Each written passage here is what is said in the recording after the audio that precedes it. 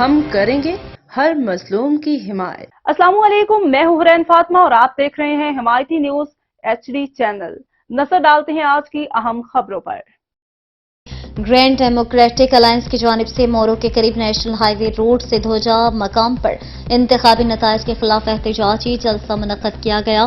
جلسے سے پیر سید صدرالدین شاہ، غلام مرتضی خان جتوئی، مولانا راشد محمود سمرو، ایاز لطف پلیچو، شاہ نواز خان جتوئی سمیت دیگر قائدین نے خطاب کیا۔ اس موقع پر سید صدرالدین شاہ نے کہا کہ ہمارے مخالفین کا کوئی امیدوار جیتا ہوا نہیں ہے، یہ ووٹ پہ نہیں نوٹ پہ جیتے ہیں۔ یہ میگا ریگنگ کا کیس ہے، اس لیے اس پہ میگا کمیٹی بنائی جائے۔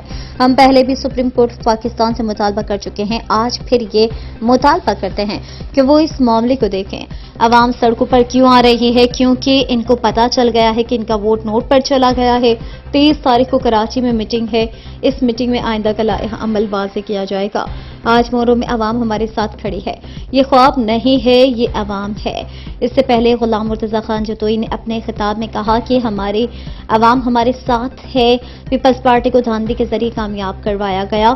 1983 میں بھی ہم پر جھوٹے مقدمات بنائے گئے ہیں اور اب بھی قتل کا جھوٹا مقدمہ بنایا گیا ہے۔ پیپلز پارٹی کا جعلی مینڈیٹ تسلیم نہیں کریں گے۔ ہم پاکستانی ہیں، ہمیں بھی اپنے ملک سے پیار ہے۔ پاکستان کے لیے ہمارے بڑوں نے قربانیاں دی ہیں، عوام کے ووٹ پر ڈاکہ قبول نہیں کریں گے۔ دیوار سے نہیں لگایا جائے۔ اس الیکشن نے کئی سوال کھڑے کیے ہیں۔ ووٹ چوری کرنے والوں کے خلاف ہماری جدوجہد جاری رہے گی۔ جلسے میں GDA کے مرکزی جنرل سیکرٹری صفدر عباسی نے اعلان کیا کہ ہمارا اگلا احتجاج 26 تاریخ کو بدین میں ہوگا۔